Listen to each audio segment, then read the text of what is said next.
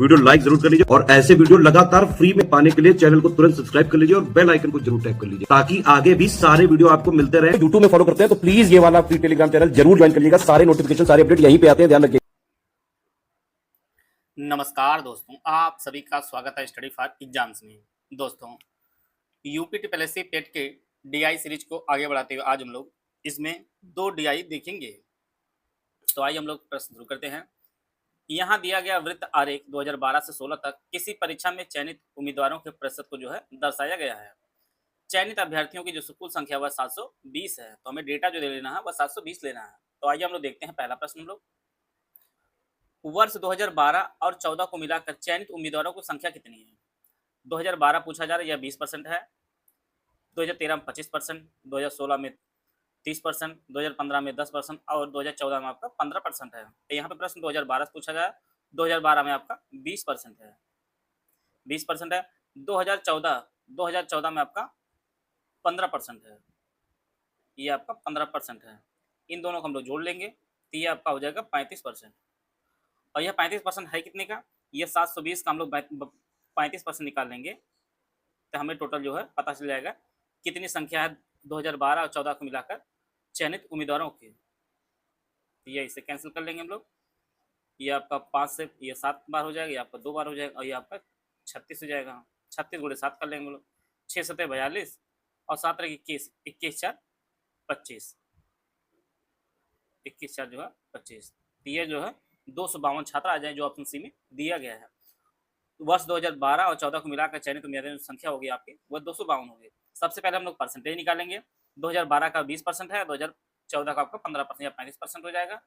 और हम लोग जानते हैं कि टोटल जो है 720 संख्या है, तो 720 का हम लोग 35% निकाल लेंगे तो ये आपका 252 हो जाएगा। सी ऑप्शन इसका सही आंसर। इसी प्रकार से किस वर्ष में चयनित उम्मीदवारों की संख्या वर्ष 2012 और 15 को एक साथ मिलाकर चयनित उम्मीदवारों की संख्या के बराबर है। तो हम लोग पहले 2012 को निकालेंगे।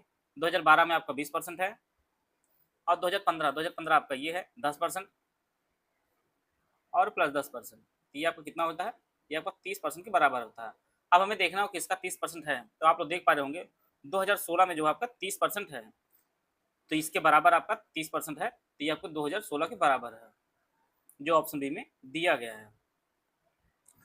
2016 में जो है चयनित उम्मीदवारों की संख्या 2012 और 15 को एक साथ अगर मिला दिया जाए तो चयनित संख्या के बराबर होगा। तो यहाँ पे 20% और 10% या 30% और 30% जो 2016 में पास हुई है। तो ये आपका सही आंसर। अगला प्रश्न है 2015 में चयनित उम्मीदवारों की संख्या 2013 में चयनित उम्मीदवारों की संख्या से कितना परसेंट कम है। पहले हम लोग 2015 का निकाल लेते हैं। 2015 आप देख पा रहे हैं 10% है, यहाँ पर 10% है। और 2013 में आपका 25% दिया गया है। तो यहाँ पे पूछा जाए कितना परसेंट कम है, तो कितना कम है, 15 कम है। और कितने पे कम है, 25 पे। तो 15 कम है 25 पे, तो 100 पे कितना होगा, हम लोग 100% निकालेंगे। तो 25 चौको 60 और 15 चौको 25 चौको 100 और 15 चौको 60% जो है वह कम है जो ऑप्शन बी में दिया गया है। एक बार फिर समझ लीजिए, 2015 में चयनित उम्मीदवारों की संख्या वह 10% है और वहीं पे 2013 में आपका 25% है। पूछ रहा कितना कम है, तो ये परसेंटेज में हमें मूल वैल्यू लेने की कोई जरूरत नहीं होती है, परसेंटेज अपना कट जाता है। ये कितना कम है, ये आपका 25 से जो है 15 कम है 10, तो हम लोग 15/25 गुणे 100 कर लेंगे तो आपका 60% कम हो जाएगा। इस प्रकार से अगला प्रश्न है दिए हुए वृत्त आरेख के अनुसार सबसे अधिक चयन होने वाले वर्ष और सबसे कम चयन होने वाले वर्ष के बीच अनुपात कितना है। तो हम लोग देखे हैं कि 30% जो है सबसे अधिक वैल्यू है। यहाँ पर देख पाए 2016 में सबसे अधिक 30% है और सबसे कम जो वैल्यू पूछी जा रही है इसमें देखते हैं हम लोग, यहाँ पे 15 है, 20 है, 25 है, 30 है और 10 है। 10 आपका 2010 में है। इन दोनों का अनुपात पूछा जा रहा है, तो अनुपात हम निकालेंगे, परसेंटेज कर जाएगा, 10 करना 10 हो जाएगा और 10 3 30 हो जाएगा। तो ये आपका जो है 3:1 हो जाएगा, सबसे अधिक और सबसे कम जो ऑप्शन बी में दिया गया है। 2012 और 16 में चयनित हुए उम्मीदवारों का औसत कितना है, निकालना 2012 और 16 का। 2012 का आपका 20% है, 20% है और प्लस 2016 का, तो 2016 का जो है 30% है, ये आपका 30% हो जाएगा, ये आपका 50% हो जाएगा टोटल। ये इन दोनों को 50, अब टोटल आप लोग जानते हैं कि ये 100% का जो है परसेंटेज होता है। तो टोटल जो संख्या है उम्मीदवारों की वो आपकी 720 है।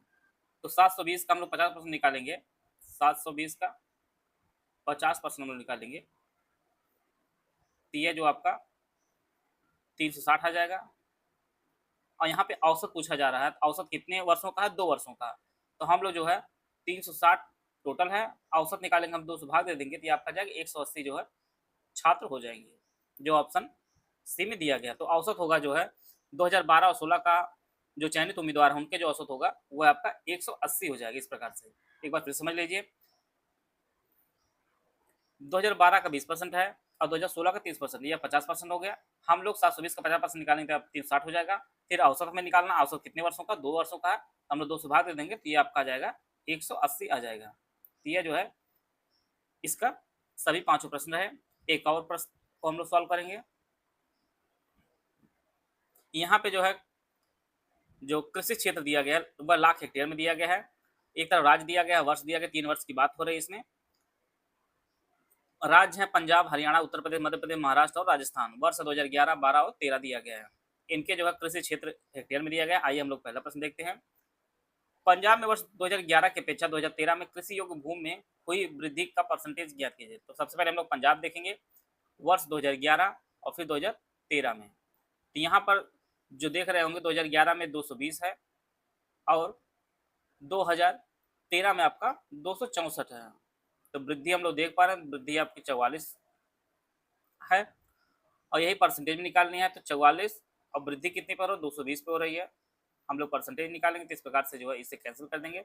22 दूनी 44, ये आपका आ जाएगा 20% जो है वृद्धि हुई है, जो ऑप्शन ए में दिया गया है।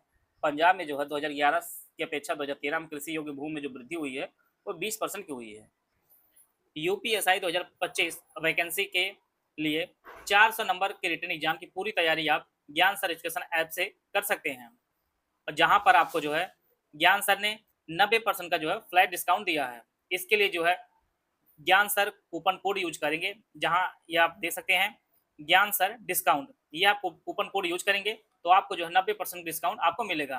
तो जो संपूर्ण कोर्स जो रिकॉर्डेड क्लास पीडीएफ नोट्स के रूप में दिया जाएगा, यह जो है इसकी फीस 99 रुपये हो जाएगी। वहीं पे टेस्ट सीरीज को जो कोर्स है जिसे आप ऑनलाइन पे अटेम्प्ट कर सकते हैं, इसकी फीस 49 रुपये हो जाएगी। तो यह जो है ज्ञान सर डिस्काउंट आप कोड यूज करेंगे तो संपूर्ण कोर्स एसआई का 99 रुपये और टेस्ट सीरीज के प्राइस जो आपका 49 रुपये हो जाएगा। और यह जो कोर्स की जो डिस्काउंट मिल रहा है वह आपको 15 सितंबर 2025 तक यह कोर्स का डिस्काउंट मिलेगा। और यह कोर्स मिलेगा कहाँ पर?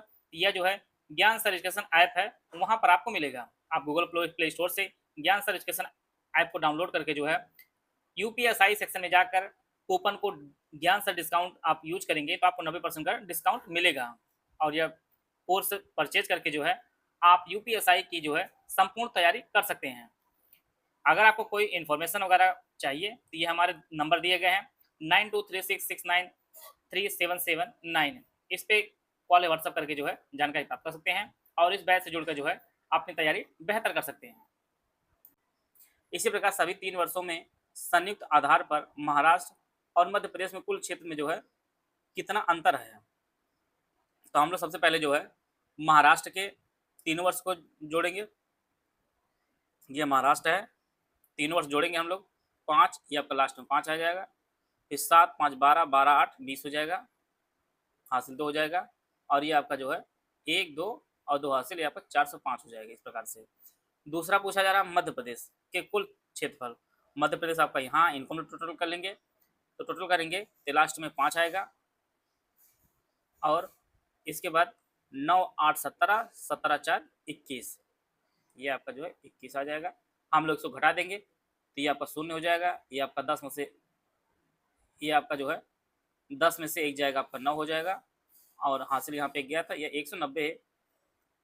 190 लाख हेक्टेयर आ जाएगा, जो ऑप्शन सी में दिया गया है। इसमें पूछा जा रहा है कि सभी तीनों वर्षों में संयुक्त आधार पर जो है महाराष्ट्र का, तो महाराष्ट्र हम लोग 405 लाख हेक्टेयर निकाल लिए और मध्य प्रदेश कुल जो कृषि क्षेत्रफल है उनमें अंतर कितना है, तो यह 215 है। इन दोनों का अंतर हम लोग घटा लेंगे हम लोग, तो ये अंतर आपका आ जाएगा 190 लाख हेक्टेयर आ जाएगा, जो ऑप्शन सी में दिया गया है। वर्ष 2012 में राजस्थान की तुलना में उत्तर प्रदेश में कितनी अधिकतम क्षेत्र था? तो 2012 की बात की जाए तो 2012 उत्तर प्रदेश में 100 है, सॉरी उत्तर प्रदेश में जो है 2012 में 143 है,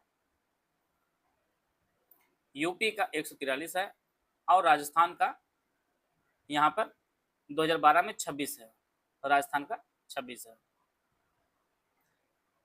यहाँ पे जो है कितना अंतर है वो हमें ज्ञात करना है। ये आपका 13, ये आपका 7 हो जाएगा, यहाँ पे 3 हो जाएगा, 3 में से 2 हो जाएगा, आपका 1 हो जाएगा और यह आपका 1। 117 लाख हेक्टेयर जो है इसका उत्तर होगा, जो ऑप्शन बी में दिया गया है। वर्ष में निकालना 2012, राजस्थान और उत्तर प्रदेश की तुलना करनी थी इस प्रश्न में। तो यहाँ पर जो है राजस्थान का ये आपका 26 है और उत्तर प्रदेश का 143 है, तो तुलना करनी थी। तुलना हम लोग की है, 143 यूपी का और 26 आपका राजस्थान का। तीन दोनों जो अंतर आएगा वो आपका 117 लाख हेक्टेयर आएगा। अगला प्रश्न है 2012 महाराष्ट्र में 2012 में कृषि योग्य भूमि और हरियाणा में 2011 में कृषि योग्य भूमि का अनुपात कितना है। तो हमें महाराष्ट्र का 2012 निकालना है। महाराष्ट्र का 2012 में आपका 150 है, ये आपका 150 है महाराष्ट्र का, और दूसरा है 2011 में हरियाणा का, 2011 में हरियाणा का। तो 2011 में हरियाणा का आपका 120 है, 120 आपका हरियाणा का। इन दोनों का अनुपात निकालना, ये इन दोनों का जो अनुपात निकाल दिया है इससे कैंसिल हो जाएगा। आप लोग देख पा रहे होंगे 3 से कैंसिल, 3 × 5 = 15 हो जाएगा और 3 चौको 12 हो जाएगा। तो सीधा सीधा आपका 5:4 इसका सही आंसर हो जाएगा। 5:4 आपका डी ऑप्शन दिया गया है। जो वैल्यू दी गई है उसी वैल्यू आपको करना, आपको अलग से कुछ भी नहीं करना इस प्रश्न में।